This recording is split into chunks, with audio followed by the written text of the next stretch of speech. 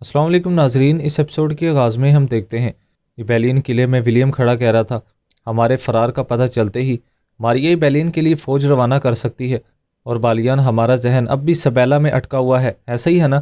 بالیان کہتا ہے میرا دماغ اور دل وہیں پر اٹکے رہ گئے ہیں ولیم کہتا ہے اگر اس نے تمہارے ساتھ آنا پسند نہیں کیا۔ بالیان کہتا ہے میں جانتا ہوں ولیم، وہ میرے ساتھ نہیں آئی تو اس کی ضرور کوئی نہ کوئی وجہ رہی ہوگی۔ ولیم کہتا ہے ہمارے سامنے دھندلی تصویر ہے اور ہمیں نہیں معلوم کہ ہمیں زلدان سے کس نے فرار کروایا ہے۔ بالیان کہتا ہے سارے سوالوں کے جواب سبیلا کے پاس ہیں، مجھے قدس جا کر سبیلا سے ملنا ہوگا۔ ولیم کہتا ہے بالیان، قدس جنت نظیر ریاست ہے، لیکن فی الحال ہمارے لیے وہ جہنم کا دروازہ ہے۔ بالیان کہتا ہے شاید مجھے اس جہنم میں جلنا ہی ہوگا ولیم۔ اسی دوران کمانڈر اندر داخل ہو کر کہتا ہے شہر کے دروازے پر سپاہیوں کی تعداد بڑھا دی گئی ہے جناب، قدس سے ہمارے جاسوسوں نے خبر بھیجی ہے، شہزادی سبیلا۔ بالیان پوچھتا ہے کیا ہوا ہے سبیلا کو؟ کمانڈر کہتا ہے انہوں نے لارڈ گائے سے شادی کا فیصلہ کر لیا ہے۔ بالیان یہ سن کر چونک جاتا ہے اور پھر قاہرہ کا منظر دکھایا جاتا ہے۔ قاضی فاضل کہہ رہے تھے ہر مشکل کے ساتھ آسانی ہے، یا اللہ ہم پر رحم فرما۔ اتنے میں ہی وہاں پر ایک سپاہی پہنچتا ہے اور کہتا ہے ہمارے سلطان صلاح الدین شہید کر دیے گئے ہیں۔ یہ سن کر قاضی فاضل کافی حیران ہوتے ہیں۔ سپاہی کہتا ہے ان کی نیش محل میں لائی جا رہی ہے۔ قاضی فاضل کہتے ہیں یہ تم کیا کہہ رہے ہو سپاہی، کیا تم اپنے ہوش میں تو ہو؟ یہ کہہ کر قاضی فاضل وہاں سے باہر چلے جاتے ہیں۔ ادھر دوسری جانب بالیان کھڑا کہہ رہا تھا یہ غلط ہے، ایسا نہیں ہو سکتا ہے۔ کمانڈر کہتا ہے افسوس کے ساتھ جناب، قدس کے محل میں ہر شخص شہزادی کی لارڈ گائے سے شادی کی بات کرتا نظر آ رہا ہے۔ بالیان کہتا ہے یعنی کہ لارڈ گائے نے شہزادی سبیلا کو شادی کے لیے مجبور کیا ہے۔ ولیم کہتا ہے اگر شہزادی کی مرضی نہ ہوتی۔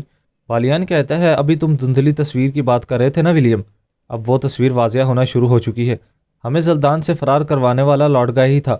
ولیم کہتا ہے اور اس کے بدلے میں اس نے شہزادی سبیلا کو شادی پر مجبور کیا ہے، ایسے ہی ہے نا؟ یہ کمینگی لارڈ گائے ہی کر سکتا ہے۔ بالیان کہتا ہے سبیلا نے خود کو ہمارے لیے قربان کر دیا ہے، لیکن میں ایسا نہیں ہونے دوں گا۔ ادھر دوسری جانب قاہرہ قلعے کے اندر صلاح الدین کی نیش لائی جاتی ہے۔ تاجر الیسا دیکھ کر کہتے ہیں یعنی کہ سب ختم ہو گیا ہے، صلاح الدین مر گیا ہے۔ دوسرا تاجر کہتا ہے لگتا تو ایسے ہی ہے جناب الیسا، میں سوچ رہا ہوں کہ ہم انسانی تجارت پھر سے نہ شروع کر دیں، اور کیا پتہ پھر سے ہمارے ہاتھ مصر کا وزیر بننے والا کوئی غلام لگ جائے۔ الیسا کہتا ہے ایسا ہرگز نہیں ہے مائس، انتظار کرتے ہیں اور دیکھتے ہیں کہ آگے کیا ہوتا ہے۔ ادھر قاضی فاضل باہر نکلتے ہیں اور کہتے ہیں یا اللہ ہم پر رحم فرما، امت کی امید بننے والے ہر فرد کو یوں ہی ایک ایک کر کے چلا جانا ہے کیا؟ پہلے ہم سے آپ نے سلطان نور الدین کو لے لیا اور اب ہم سے صلاح الدین کو بھی لے لیا، یا اللہ ہم پر رحم فرما، ہمارے مقصد کو بے سہارا نہ کر یا اللہ، ہم پر ترس کھا میرے اللہ۔ یہ کہہ کر وہاں پر قاضی فاضل کافی رونے لگتے ہیں۔ خلیل کہتے ہیں تعزیت قبول فرمائے قاضی فاضل۔ قاضی فاضل کہتے ہیں یہ سب کچھ کیسے ہو گیا؟ استیز سپاہی کہتا ہے گوکبرو نے جان لے لی ہمارے سلطان کی، اس غدار نے جال بچھا رکھا تھا اور پھر بھاگ نکلا، لیکن ہم بھی انتقام لے کر رہیں گے، بورو صاحب اس کے تعاقب میں ہیں۔ قاضی فاضل کہتے ہیں والدہ سلطان کو شمسا کو کیسے باخبر کریں گے؟ یا اللہ ہمیں ہمت نصیب فرما، ہماری مدد فرما۔ قاضی فاضل وہاں پر شدید غم میں تھے۔ ادھر دوسری جانب شمسا خاتون اور فاطمہ خاتون کمرے میں موجود تھی۔ فاطمہ خاتون کہتی ہے کچھ آرام کر لیتی۔ شمسا کہتی ہے میں ٹھیک ہوں والدہ۔ فاطمہ خاتون کہتی ہے زمرد سے اللہ راضی ہو، خواہ خواہی بیچاری پر شک کیا۔ شمسا کہتی ہے زمرد کے حوالے سے کوئی مسئلہ ہے؟ فاطمہ خاتون کہتی ہے نہیں کچھ نہیں ہے میری پیاری بچی، تم خود کو زحمت مت دو، تمہارے لیے سب سے اہم چیز آرام کرنا ہے۔ شمسا خاتون کہتی ہے صلاح الدین کے حوالے سے کیا کوئی خبر آئی ہے کہ کیسے ہیں؟ فاطمہ خاتون کہتی ہے صلاح الدین بورو کے پیچھے قاہرہ سے باہر گیا ہے، لیکن تمہارا صحت یاب ہونا خیر کی علامت ہے، وہ لوگ بھی صحیح سلامت لوٹ آئیں گے انشاءاللہ۔ اتنے میں ہی قاضی فاضل اندر داخل ہوتے ہیں اور کہتے ہیں والدہ سلطان۔ فاطمہ خاتون اس کو مایوس دیکھ کر کہتی ہیں خیر تو ہے قاضی فاضل، کہیں صلاح الدین سے متعلق کوئی خبر تو نہیں آئی؟ یہ حالت کیا بنا رکھی ہے؟ قاضی فاضل وہاں پر روتے ہوئے کہتے ہیں ہمارے سلطان اللہ کے پاس چلے گئے ہیں۔ یہ سن کر شمسا خاتون اور فاطمہ خاتون کو ایک زوردار دھچکا لگتا ہے۔ شمسا خاتون وہاں پر زور زور سے رونے لگتی ہیں۔ ادھر دوسری جانب صلاح الدین سب سپاہیوں کے ساتھ موجود تھے۔ صلاح الدین اپنے سپاہیوں سے کہہ رہے تھے اپنے منصوبے پر عمل کے لیے ہم جو پہلا قدم اٹھائیں گے وہ ہوگا گوکبرو کے سامنے حقیقت ثابت کرنا۔ بورو کہتا ہے کیا ارادہ ہے بھائی جان؟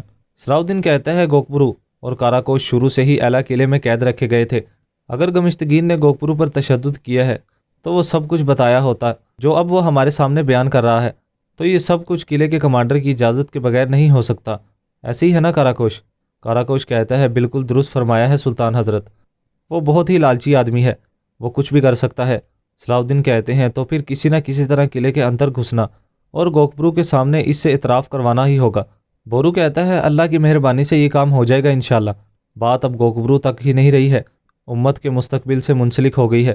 کاراکوش کہتا ہے سلطانم، میں قلعے کے تمام خفیہ داخلی اور خارجی راستوں سے واقف ہوں، مجھے بھی اجازت دیجیے۔ صلاح الدین کہتے ہیں خیر کے ساتھ جاؤ، خوشخبریوں کے ساتھ لوٹو گے انشاءاللہ، اللہ حامی و ناصر ہو۔ سب وہاں سے روانہ ہوتے ہیں۔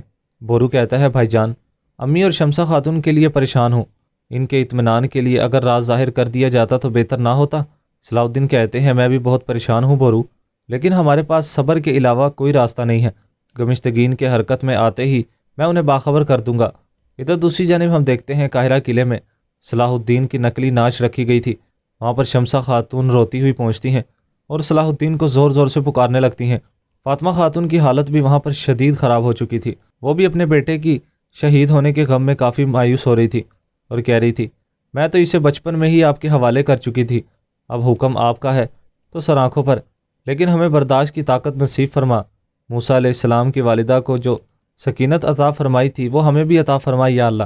ادھر شمسہ خاتون صلاح الدین کی نقلی نعش کے اوپر سر رکھ کر کافی زوروں سے رو رہی تھی۔ شمسہ خاتون کہتی ہے ابھی نہیں، اس وقت تو بالکل بھی نہیں، خواب میں دیکھا تھا ان کا گھوڑا جبل زیتون اور مسجد اقصیٰ کی جانب نہیں بڑھا، یہ وقت مرنے کا نہیں ہے، مجھے ان کے اس تابوت میں ہونے کا یقین نہیں ہے۔ سپاہی ایک دوسرے کی جانب دیکھنے لگتے ہیں۔ فاطمہ خاتون کہتی ہے مجھے چہرہ دکھاؤ، ایک آخری مرتبہ مجھے اپنے بیٹے کا چہرہ دیکھ لینے دو۔ عزیز سپاہی کہتا ہے والدہ سلطان ایسا مت کریں۔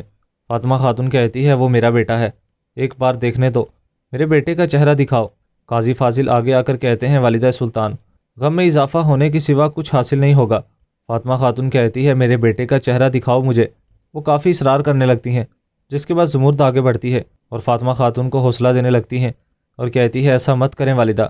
فاطمہ خاتون وہاں پر مسلسل یہی پکار رہی تھی۔ زمرد فاطمہ خاتون کو پیچھے لے جاتی ہے۔ ادھر دو سپاہی دور کھڑے ہوئے سارا منظر دیکھ رہے تھے۔ ادھر شمسہ خاتون روتی ہوئی کہہ رہی تھی اس تابوت سے ان کی خوشبو نہیں پھوٹ رہی ہے فاضل، میرا دل تو ہر لمحے ان کے ساتھ بندھا ہوا ہے، اگر وہ مجھے چھوڑ گئے ہوتے تو مجھے پتہ چل جاتا وہ زندہ ہیں۔ قاضی فاضل کہتے ہیں یہ بات قبول کرنا ہم سب کے لیے بہت مشکل ہے، لیکن حقیقت یہی ہے شمسہ خاتون، خود کو زحمت سے دوچار مت کریں۔ ادھر دور کھڑا ہوا ایک سپاہی دوسرے سے کہتا ہے کاراجہ کو پیغام بھیجو فوراً کہ وہ امیر گمشتگین کو باخبر کریں، اس کی موت کی خبر درست ہے، گوکبرو نے ختم کر دیا ہے اسے۔ دوسرا سپاہی وہاں سے روانہ ہو جاتا ہے۔ ادھر دوسری جانب ہم دیکھتے ہیں شاٹیلون لارڈ گائے کے پاس کھڑا کہہ رہا تھا تو تم شہزادی کو راضی کرنے میں کامیاب ہو ہی گئے ہو لارڈ گائے، آپ کو مبارک ہو۔ لارڈ گائے کہتا ہے تمہارا شکریہ شاٹیلون۔ شاٹیلون کہتا ہے لیکن راضی کرنے کی تمہاری یہ مہارت میرے لیے کافی حیران کن ہے لارڈ گائے، یعنی کہ شہزادی سبیلا بالیان سے شادی کا فیصلہ کیے بیٹھی تھی، اب ایسا کیا ہو گیا کہ وہ تم سے شادی کے لیے راضی ہوگی؟